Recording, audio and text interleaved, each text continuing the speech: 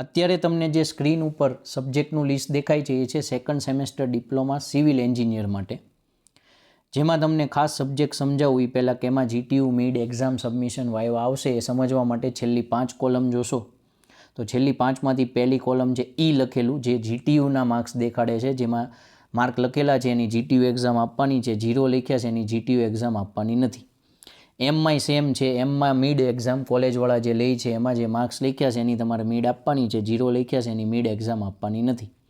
પછી આઈ અને વી છે એ સબમિશન અને વાઇવાના માર્ક્સ છે. સબમિશન વાઇવામાં જેમાં માર્ક્સ લખ્યા છે એમાં સબમિશન વાઇવા આવશે, 0 લખ્યા છે એમાં કરાવવાની જરૂર નથી. અને લાસ્ટ કોલમ ચારેયનો ટોટલ છે. તો એમાં આપણે સબ્જેક્ટ જોતા જઈએ તો પહેલો સબ્જેક્ટ છે એપ્લાઇડ કેમેસ્ટ્રી. તમે થોડુંક 11-12 સાયન્સની જેવું જ તમને કન્સિડર કરવામાં આવતું હોય ડિપ્લોમાને, તો ફિઝિક્સનું બેઝિક તમે ભણી ગયા સિવિલવાળા ફર્સ્ટ સેમમાં, તો સેકન્ડ સેમમાં હવે એમનું કેમેસ્ટ્રીનું બેઝિક શીખવાડશે, જેમાં એમને GTU, mid exam, submission, viva બધું જ કરવાનું રહેશે. ફર્સ્ટ સેમમાં જે તમે મેથ્સ શીખી ગયા, એના જે ચેપ્ટર શીખી ગયા, એની સિવાયના બીજા જે ચેપ્ટર શીખવા જોઈએ એન્જિનિયરિંગ લેવલે, એ તમને હવે સેકન્ડ સેમમાં એપ્લાઇડ મેથેમેટિક્સ કરીને સેકન્ડ સબ્જેક્ટ છે એમાં તમને શીખવાડવામાં આવશે. એમાં તમારે ખાલી જીટીયુ અને મિડ આપવાની રહેશે.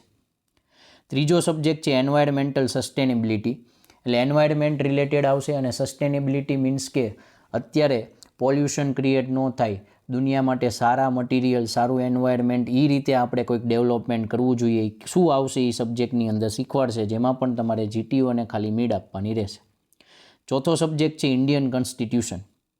એ સબ્જેક્ટ નોન ક્રેડિટ કોર્સ કહેવાય, એટલે કે તમે એ પાસ થશો બહુ સારા માર્કે કે ખાલી પાસિંગ થશો તો રિઝલ્ટ ઉપર કોઈ ફેર ન પડે.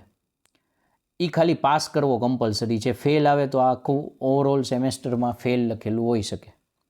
તમે એના માર્ક જુઓ તો તમને ખબર પડશે જીટીયુ કે મિડ એક્ઝામ કે વાઇવા નથી, ખાલી તમારે સબમિશન કરાવવાનું છે. એટલે તમને કોલેજના ફેકલ્ટી જે પ્રમાણે ગાઈડ કરી એ પ્રમાણે તમે વર્ક કરી આપશો તો તમને પાસ આરામથી થઈ જશે.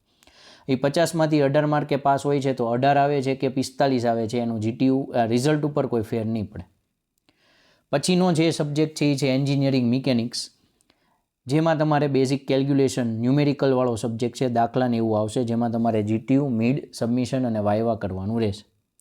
એના પછી જે 3 સબ્જેક્ટ છે contributed personality development, integrated personality development, essence of Indian knowledge and tradition, આ 3માંથી તમને કોઈ એક જ શીખવાનો છે, 3ય નહીં. તમને એટલે જ કહું 3 જોતા આમ ટોટલ જુઓ તો બહુ બધા લાગે, પણ આ 3 જે મેં તમને કીધા એમાંથી એક જ આવશે. કોલેજવાળા તમને કહી દેશે કે આ સબ્જેક્ટ તમારે ભણવાનો છે.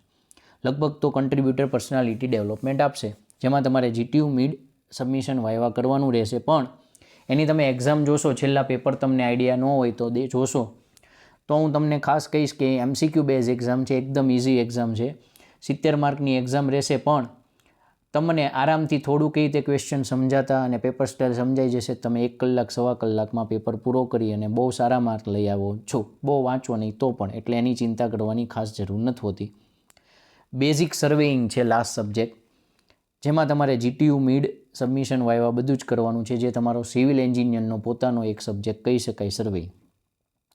એટલે આમ જુઓ તો તમે ટોટલ જો કન્સિડર કરો તો તમારે 6 સબ્જેક્ટ થયા, જેમાં તમારે જીટીયુ આપવાની છે. પણ એક મેં કીધું એમ વચ્ચે 3માંથી એક કીધો સીપીડી ખાસ, એ એક્ઝામ તમે એનું આપો તો એ ખાસ કન્સિડર નથી કરવું, કારણ કે એ બહુ કાંઈ તૈયારી કરવા જેવો નથી. એટલે ખાસ તમારે 5 સબ્જેક્ટમાં ધ્યાન રાખવાનું છે કે જેમાં તમારે મહેનત કરો તો થોડુંક સારા માર્ક્સ કે પાસિંગ આવી શકે.